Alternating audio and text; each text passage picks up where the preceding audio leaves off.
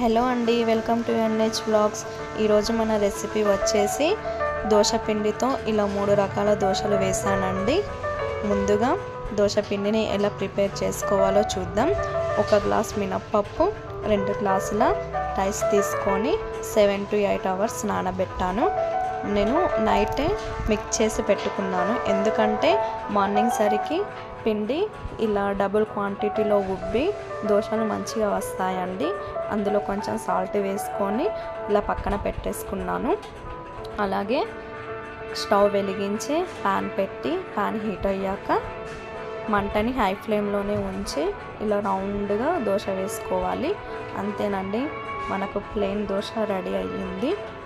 అలాగే మరొక దోశ అండి, చాలా తక్కువ టైంలోనే మనం దోశలు వేసుకునే టైంలోనే ఇవన్నీ చేసుకోవచ్చండి. అలాగే దోశ వేసుకొని దానిపైన ఆయిల్ వేసుకొని తురుముకున్న క్యారెట్ వేసుకొని హీట్ అయ్యాక పక్కన పెట్టుకోవాలి. అలాగే మరొక దోశ వేసుకొని కొంచెం ఆయిల్ వేయాలి. ఆయిల్ వేయడం వల్ల దోశ క్రిస్పీగా అవుతుందండి.